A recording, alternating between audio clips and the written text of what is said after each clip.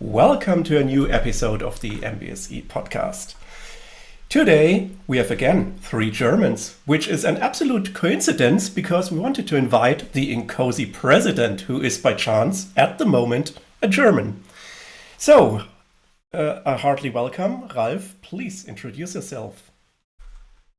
Yes, hello Christian, and hello everybody today. It's my pleasure to be here as a German, but also specifically as the INCOSE president. So my name is Ralf Hartmann, and I have a more than 34 years experience in aerospace, primarily in space systems.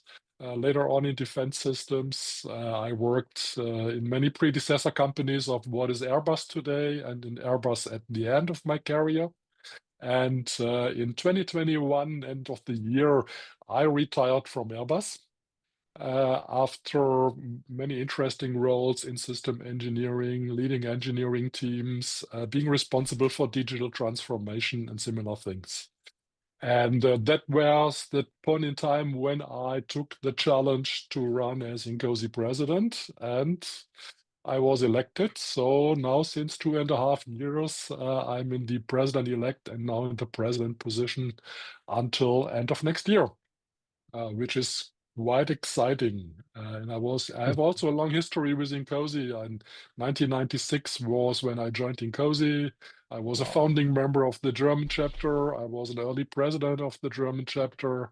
I was in the corporate advisory board of INCOSE, a strategy director at one time. So it's really part of my family, I would say, that INCOSE global family. Yep. Cool. Yeah, thank you very much, and welcome also from my side. It's great that you are here with us. And our topic is INCOSE and systems engineering and the future of systems engineering. But first, let's have a look back. The annual INCOSE conference, the INCOSE Symposium, was in Dublin this year. And I was there, and from my point of view, it was a great event. But how did you see it? In particular, you were there in the role of the president and not as a normal participant. So. Oh, absolutely. And just to recall for everybody that INCOSE has many events worldwide throughout the year, but there are 2 very international events. We have an international workshop end of January, typically, where, let's say, the key leaders of the organization, the contributors to working groups, all the technical enthusiasts come together to exchange, to progress, and to make the plan for the year. And then in summer, we do have this international symposium, which this year, as you said, took place in Dublin. And it really was a continuation of a very successful period. After COVID, we did recover quickly. And so we had a fantastic record-breaking event last year in Honolulu. And this year in Dublin again, new record breaking. We had more than 1,000 people being there. It was a fantastic venue, of course. And behind the scenes, what I can say is that we had as many submissions for presentations and papers as never before. So that means there's a huge interest and a huge demand to participate. So we had, as a consequence of that, of course, as you said already, Tim, a fantastic technically advanced program, super keynote speakers. And so that was had only positive feedback. So I think we are on a good trip here and on a good track into the future. Yeah. Yeah, I gave a tutorial there, and it was on Saturday because Taylor Swift was also there. So you have to move. Yep. And I thought, oh, at the end of the conference on Saturday, a tutorial, nobody will come. But it was booked out, and also the other tutorials were very well booked. So it was fantastic there. It was great. Yep. A little bit expensive due to Taylor Swift. Yeah, Ralf, another question on being the president. So you are the president of an organization which is by far not a small organization. So there are many sectors and chapters, and then in the end, many individuals. So how many new LinkedIn contacts did you make in your presidency? Of course, this is significantly growing, and you are right. I mean, we do have currently 22,000 members in 75 countries, if I remember that well. So that's really amazing, and I do have, of course, the opportunity to and the obligation also trying to be involved and in many of the things which are going on around the globe.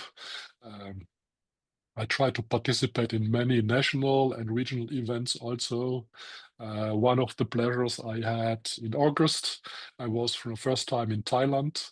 In Thailand, we have actually a new emerging chapter that did their first conference there, and and they had a very good set already of supporters in industry agencies and universities, and really to discover the way they approach this, that's very interesting, and to see also the cultural differences in that approach.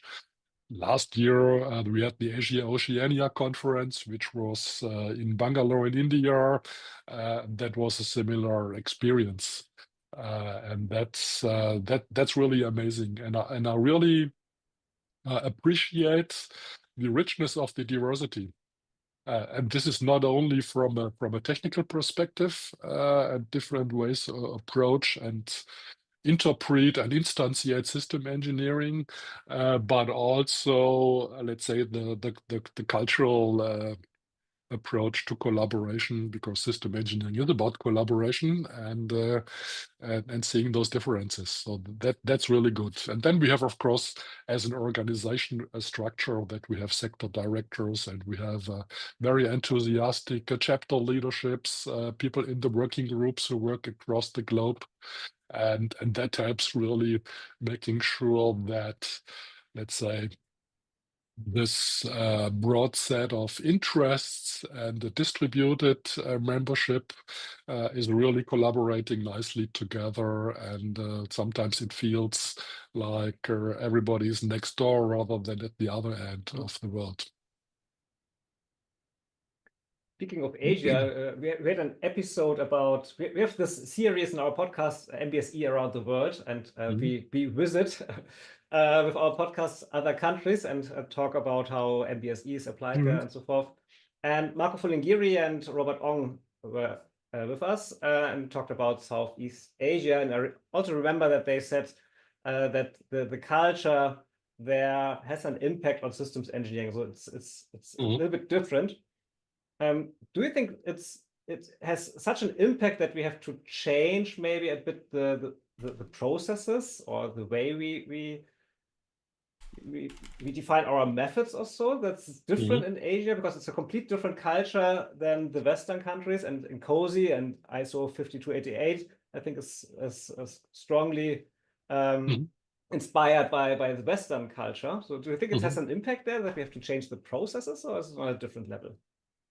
To change the processes, I wouldn't say that, but I think I like to use the word instantiation of our processes and methods, and especially also our terminology. And that is, and I wouldn't specifically say that this is true for Asia. I mean, that is true for everybody who is applying system engineering. I mean, we have those concerns of saying, okay, we have those traditional industries like aerospace and whatever, who apply system engineering since ages. And then we have the new, let's say, new technology enterprises and businesses who are more in the way of applying agile processes along short development cycles and so on. We have then, depending on the company culture and the, let's say, also if you sit in Europe or in Asia, as an example, there are different collaboration ways which need to be respected. So one thing which doesn't work, which works in Europe, doesn't work in Asia. So I think generally we need to be clear that system engineering is not a thing which is out of the box. It is and this is also one of our major problems somehow at this stage. So we have a rich set of processes and generic standards like ISO 15288. We have the system engineering body of knowledge on the web, where you find anything and everything what you might want to know about system engineering. Now, if you sit in your company, in your country, in your business area, and you want to start benefiting from this, that is quite a big step currently. So let's say the burden of the initial application is quite high because it needs to be instantiated to your problem, your speed of your products, your life cycle models, your business environment, the culture in your team, in your company, and so on. And that is something where still we are struggling with worldwide, especially also when we try to attract, let's say, people who are working in new business domains who traditionally do not recognize system engineering as a term. They say, system engineering, this is the old and dusty way of doing stuff with many big documents and so on, where a public customer, the government typically pays you millions and millions to do all that stuff. We are doing real business. We cannot afford to do that. So we do agile and whatever. I think what I clearly say here at this point is to say, everybody who does successful product and project development cannot do that without system engineering. So those people apply system thinking, system engineering principles without knowing that. Let's say not without knowing that. They know these are efficient principles. They don't associate it with the discipline of system engineering, but they do it. And that is also an important point to recognize that agile, of course, is an instantiation of a system engineering process. It's not something different. Some people say there's agile and there's system engineering. No, it's one way of applying system thinking and system engineering principles to a certain business domain. And this is where we need to work on as a community, that we are able to adapt our language, our selling story, our processes in a way that this speaks to the various domains. And that is really the point. And this is, of course, then when we're starting point, that's also true then adapted to cultural way of working in Asia and in South America and somewhere else in the world. Yeah, so let's come a little bit to the topic or the title of this episode. So I remember a couple of episodes ago we had Paul Schreinemakers with the topic of the vision, INCOSE Vision 2035. And now there is something new, an initiative called Future of System Engineering. So can you give us some insights on this initiative?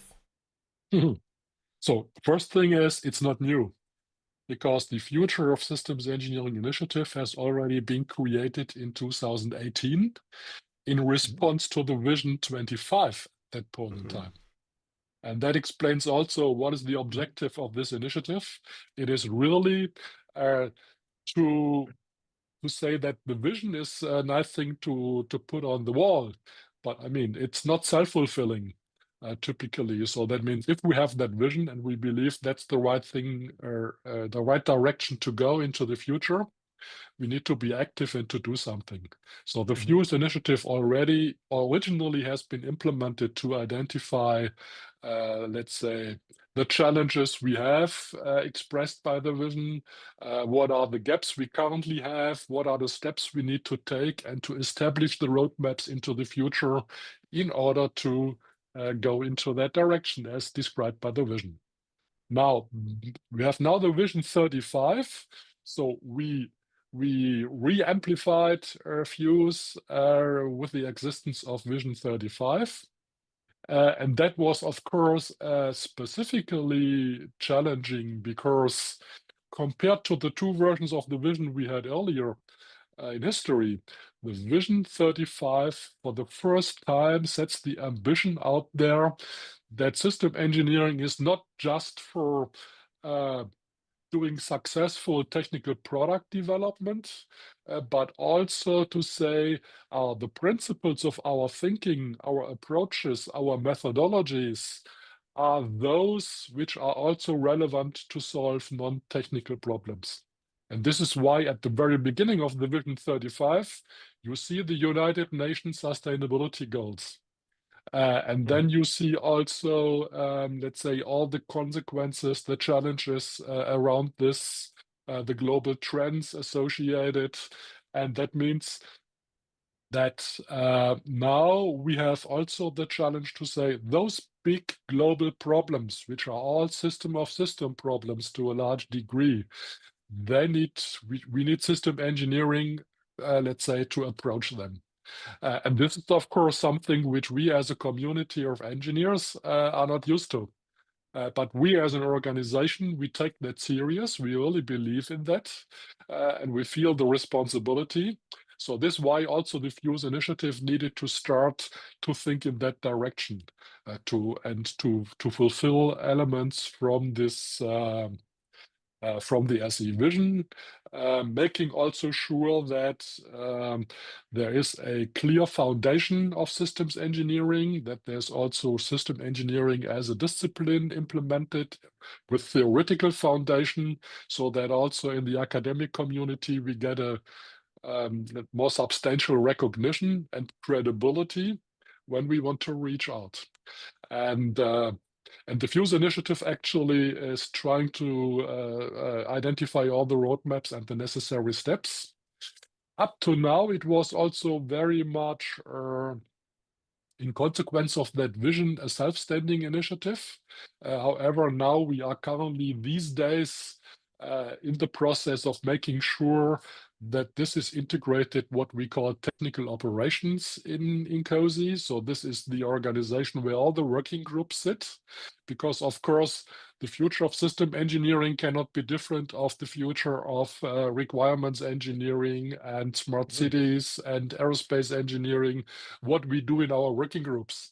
So that means now FUSE will turn into something as a guiding principle for all of our working groups in INCOSE, making sure that the technical product roadmaps and so on are, let's say, with that future of system engineering spirit set up and managed. And you said it's also about the sustainability goals. So is it that we as systems engineers build systems to achieve those goals, or is it about applying systems engineering techniques also to social problems and political problems and so forth? I think it's both, but the first one is an obvious one. We have that responsibility as an engineer, of course. But it's also the challenge, and the ambition is the second one.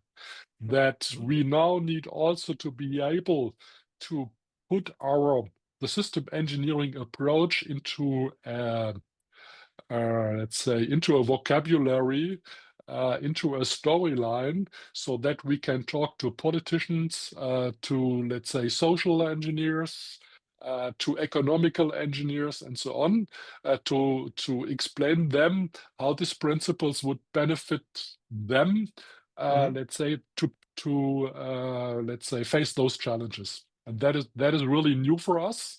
And of course, we need to carefully start in that direction. And it's not that we stand up and say, we are here to solve the problems. No, we are here to contribute our experience and our methodologies to them to help to solve the problem. And a major step we did in that direction, as an example, is that INCOSE became a member of the World Federation of Engineering Organizations beginning of this year in spring. That is an organization which has been set up quite some decades ago by UNESCO, to say this is the engineering organization, let's say, to unify basically all national engineering organizations around the globe. So they have hundreds of national societies as individual members. and a handful of international members. And INCOSE is now a new international member since this year. And of course, let's say being under the, let's say, leadership of UNESCO, they put the United Nations Sustainability Goals as a #1 element to be considered for WFEO. So we have started to recognize that and to work with WFEO, establish a systems engineering working group in that context to work with all those organizations around the globe. And here, of course, also we need to listen, to learn, to understand the context, the needs, the language of all those other domains, and then help to contribute and to translate our ideas, let's say, into this context, help to solve those problems. And Wow. Yeah.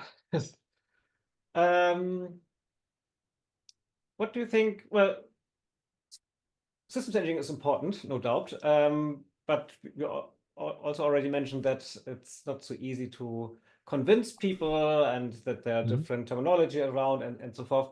So what do you think are the top 3 obstacles in applying or adapting systems engineering in the industry?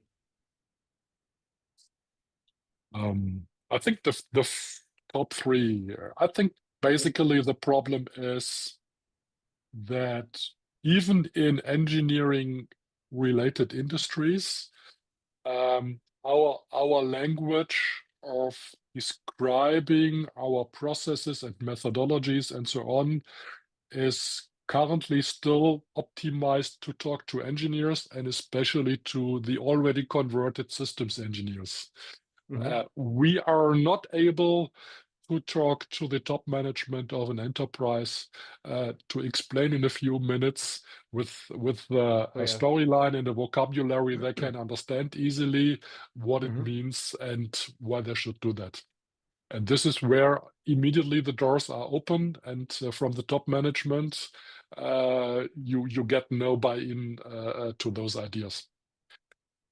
And that is a little bit linked to what I said earlier in another context. We need to be better able to instantiate and to adapt our methodologies to different business domains, to different professions, and to different management and decision maker levels.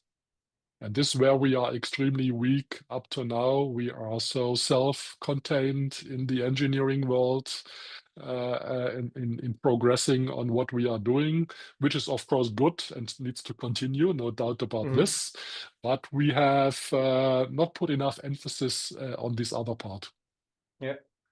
And also we need to have stories which translate between what I said earlier, between all the elements where they do already successful system thinking and system engineering applications in their current business.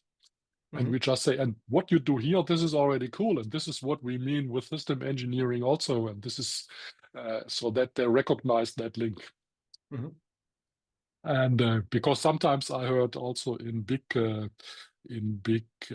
industries in the United States, as an example, we don't do system engineering anymore. We are now doing agile, and we have those people from the West Coast who are now in our management, and they will help us to make this all much more efficient and so on.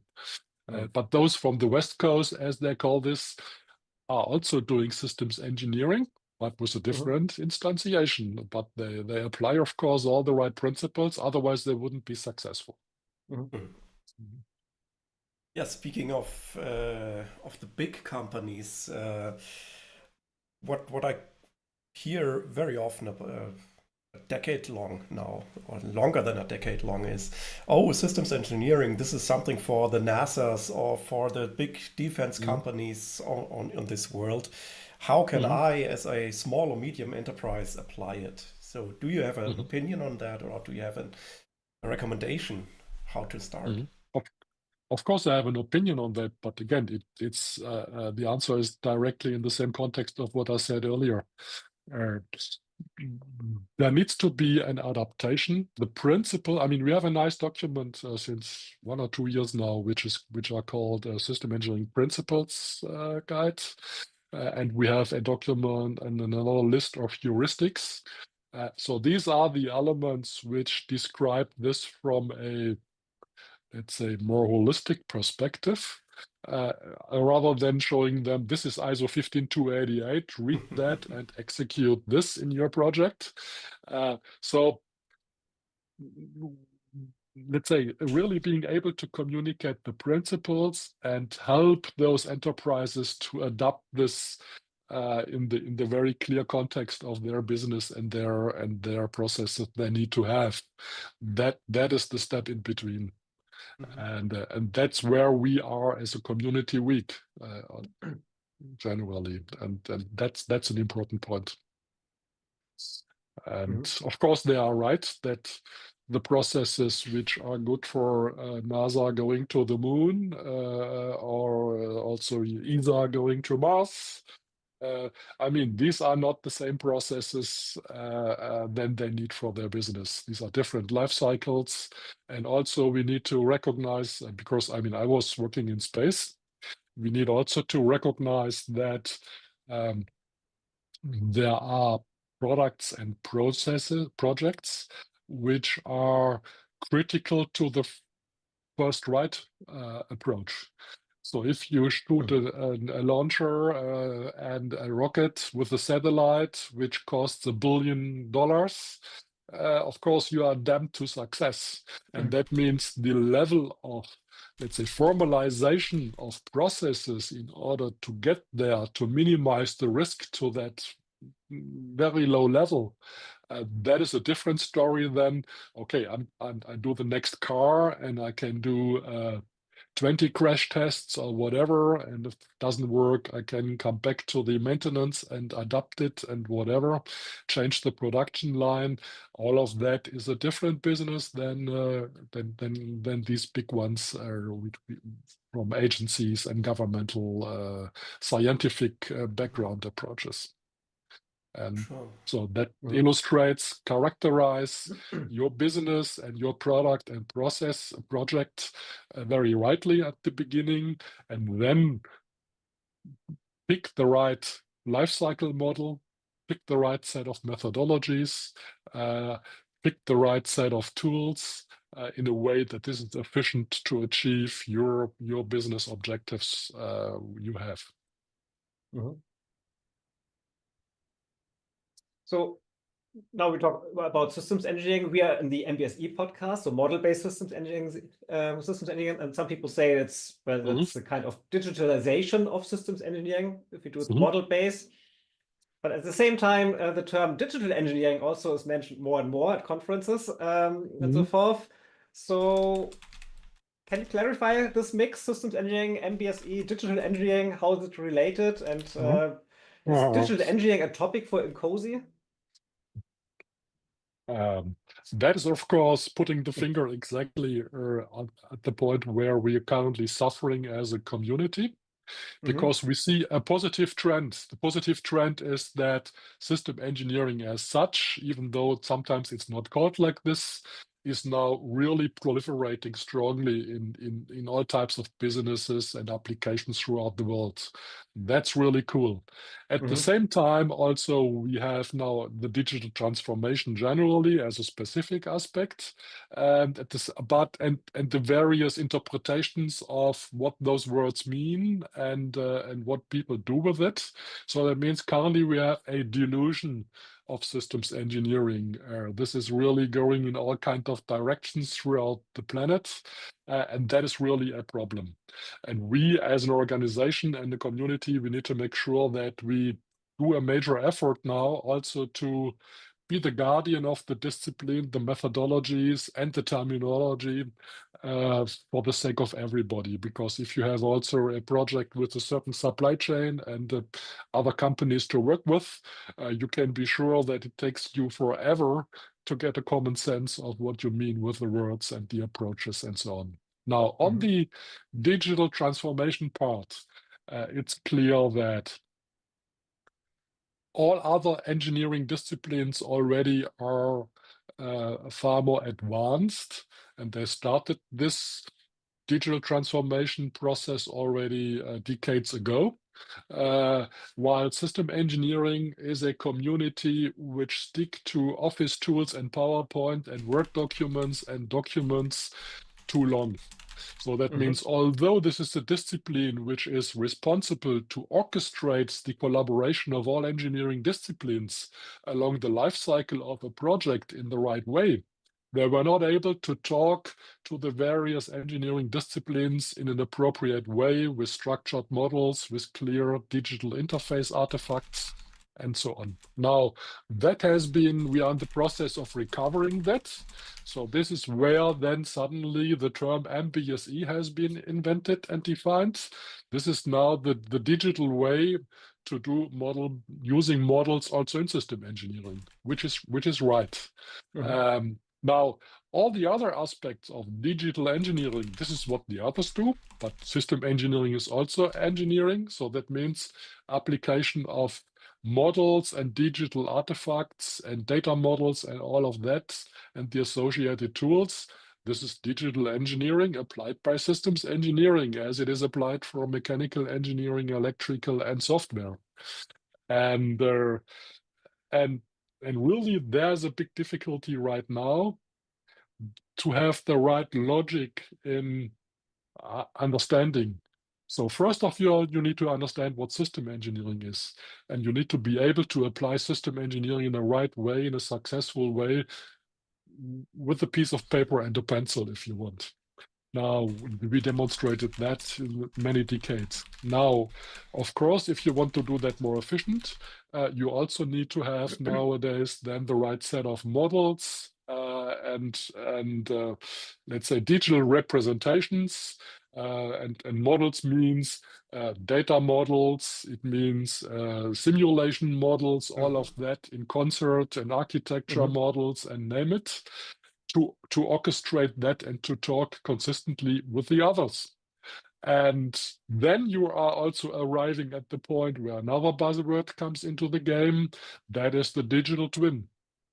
Now, the digital twin is, of course, then the whole scenario of the top-level system models in conjunction with the models in the various domains, being hydraulic, mechanical, electrical, software, whatever is relevant for you. That all the interfaces, all the configuration management, and so on is consistently managed. So this is then another buzzword in that game. So that means MBSE, digital engineering, product lifecycle management, digital twin. These are all terms which I would throw in one pot. And I say, this is the modern way of applying system engineering in the digital transformation and in the century today. Okay. And SysML is one of the big pillars in MBSE, and the OMG is responsible for SysML. And I keep hearing people saying that INCOSE is the traditional systems engineering organization, and OMG is the modern one with SysML and MBSE, which is wrong. But people see it like that. And well, is there a collaboration between INCOSE and OMG? Do they work together? Of course. I mean, that is already existing, this collaboration. And many people who are working in OMG at, for example, SysML, OMG is doing also other elements. They have also a digital twin consortium and whatever. So just other buzzwords are coming there together too. And we are collaborating up to now already. But now this is, as a consequence of what I just said, we will amplify this, and we will let's say, strengthen that relationship. And this is not about let's say, doing methodologies and the old way of system engineering, now recognizing that we are jointly working on the new way of integrated systems engineering with all disciplines. And so that means we need to join forces and make sure that we have a consistent set. And in the future, we will probably see also more standards which jointly carry an INCOSE logo and an OMG logo and so on. And that's important. This is what we need together in order to strengthen, to have a win-win situation and to strengthen that. And so that's definitely true. And as I said earlier, this and we are looking for more collaborations. We are changing our strategy there. That also we want to go stronger in a way that we are not only a nice contributor to OMG standards, ISO standards, AIAA, IEEE standards, and so on, but because there's this need to be the guardian of the discipline, as I said earlier, one of our new, let's say, in our new vision, we say we want to be the world's trusted authority and forum for practice science and art of system engineering. And the trusted authority means that we want also to establish probably own standards and have multiple then collaborative standards with other organizations so that we can play a stronger role in a collaborative manner to better provide this reference, which I was complaining about earlier in the discussion, and the terminology and the vocabulary with all the instantiations in a controlled way. And this is really what we need to do. And the example of OMG is really one of the first ones where there is already mutual recognition of the fact that, let's say, we fit so nicely together in joining forces. From an overall system engineering perspective and all the existing and intended standards like SysML as a fashionable example today.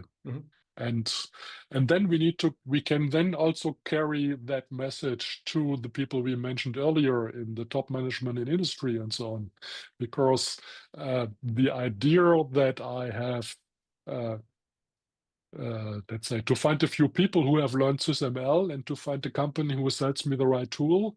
And then I do MBSE with SysML, and that means I'm doing system engineering. That is completely wrong, and this leads in the wrong direction. And we need to jointly with OMG relay the right message there to everybody. Yeah. Okay, so 3 quick questions for the end. Is there already a working group for the 6th edition of the INCOSE handbook? There's not yet a working group in the sense that they work on it. However, there's already, let's say, the topic in our technical operations community to prepare for the future. And I can tell you, my opinion personally is also that hopefully the next edition is not just a book as it was up to now. Hopefully this is also enriched with different, even digital means, example models and whatever in the future. And just adding to this, I need to advertise another thing. We do have currently a so-called system engineering laboratory, SE Lab in INCOSE, with already 500 users signed up. And this is a collection of all the, let's say, significant SE relevant tools which are existing, as donated by the tool vendors. But this is then something where all our working groups and our handbook and product development teams can work in the future on the basis already of model and digital artifacts and really also applying what we preach from a digital transformation perspective. So we will go much stronger in the model-based and digital artifact-based business, let's say, and providing hopefully much more experience opportunities and more directly applicable benefits for those digital artifacts to our members. That sounds very good and sounds like another episode when the 6th edition is ready. Great. Second question. IW25. Where is it? Oh, that's a cool point. So, as I said at the beginning, the International Workshop is that key working event where all the leadership and all the experts come together once a year. Historically, some people said also, oh, we are an American organization, because, for example, it was always in the United States. And it was there, rightly to my view, because at that point in time, the leadership of especially technical working groups and the on were to a large degree US-based. Now, this is also evolving, and in 2025, next year, 1st of February, for the very first time, this international workshop will not be in the United States. It will be in Sevilla in Spain. And of course, I need really to advertise here very strongly all the communities in Europe and EMEA and also in Asia. Take this opportunity with a rather short travel opportunity here to meet the world experts on all the SE related topics. Okay, and last question. International Symposium. Where is it? Can I take part on it? Can I hand in a submission? How does it work? Of course, the next International Symposium will be in Ottawa in Canada. And it's nice. Right last week, I believe, that the call for papers was put out. So everybody who want to contribute is now, let's say, requested and motivated to put in the let's say, all the paper submissions and panel submissions and whatever for Ottawa. It's open now. Okay, great. I think we have a lot of links we can provide you under the video in the caption. And yeah. So, Tim. Absolutely. Yeah. Oh, I still have so many exciting questions, such as AI and so, but oh, yes. time for some later episodes. So yeah, Ralf, thank you very much for taking the time to give us insight into the world of INCOSE and systems engineering. Very interesting, very cool. And yeah, our next topic is also already planned and scheduled. It will be about simulation of SysML models with Brian Moberly. He was already with us several episodes ago when we talked about AI. But he's not only an AI expert, he's also a simulation expert. And it will be on November the 21st at the usual time. So yeah, with that, then do not forget. Trust us, we are systems engineers. Goodbye. Bye-bye. Thanks. Bye. Good to be with you.